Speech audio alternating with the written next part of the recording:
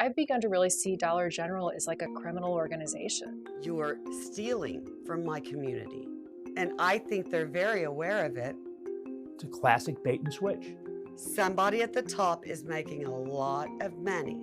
Go for a drive in any American county, and you'll likely soon pass by the yellow and black lettering of a Dollar General. Drive a little further, and another will appear. Then another, then another. Here's the other Dollar General store. It's 7 miles from the last Dollar General store we were at. With nearly 20,000 Dollar General stores in 48 states, the Tennessee-based discount chain has sunk its teeth into lower-income, rural, and suburban areas everywhere. It's easy to look at the dollar stores and think they are a sign of economic distress or a symptom of economic distress, but what we found is that they're in fact a cause of it. Underneath Dollar General's so-called low everyday prices in convenient locations lies a sinister business model and a massive scandal that hardly anybody knows about. The fact that we have to sue a company to get them to tell the truth is absurd in my mind to begin with. My name is Lori Hartline. I am a Dollar General shopper out of convenience in my neighborhood. What you see here is when you travel, you'll go from looking for a grocery store, and before you get one, you have 3 Dollar General options. And that's all you have. In May of 2022, Lori Hartline started noticing some seemingly harmless discrepancies while shopping at her local Dollar General. When they opened up in, I think it was 2021, their price of my kitty litter was $8.95. Great. I purchased it all the time. I didn't pay attention. I go up there, I check out, I leave. Well, one day, wait a minute, $10? I noticed it. I asked him about it. Oh no, they've raised the price. Well, that doesn't say it on the shelf. Well, they just have to change it. It's in the computer, it's not on the shelf. Next week, go in and buy cat litter. Same thing. That is not what the price says on the shelf. What am I doing wrong here?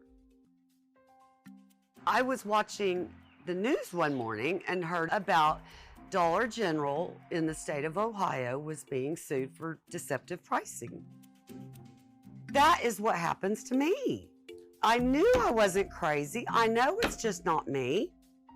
After months of repeatedly being overcharged by Dollar General, Lori wrote a letter to the Oklahoma Attorney General. And within 2 days, I got a response that they forwarded the letter. Great.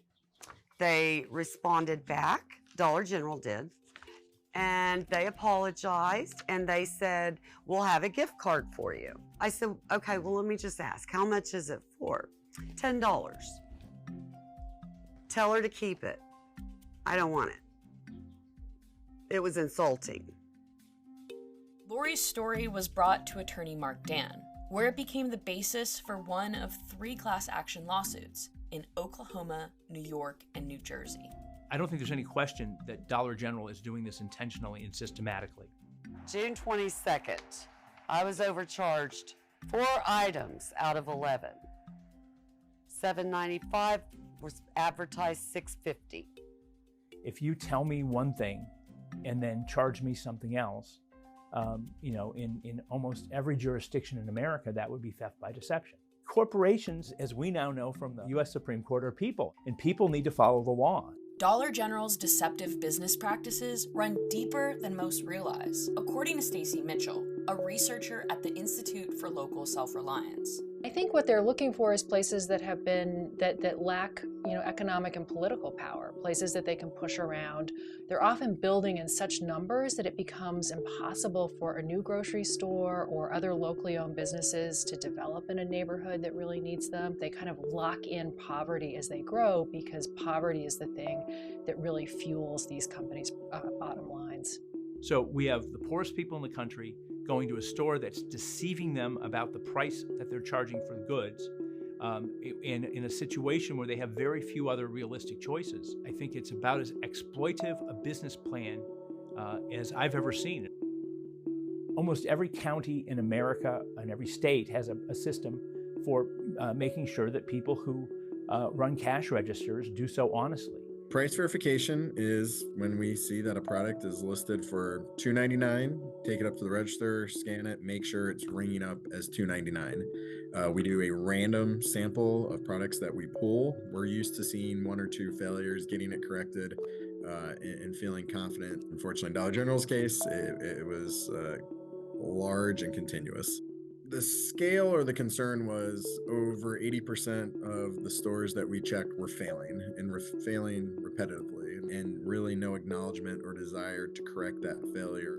Despite being cited repeatedly, Dollar General neglected to correct the problem, prompting the Ohio Attorney General to file litigation against the store. One unique component in our conversation was the recognition of how Dollar General staffs or short staff were receiving no guidance, and were just kind of keeping the place open as best they could, not really necessarily aware of the price verification challenge, their duty and responsibility under Ohio law, and then opportunities to correct it.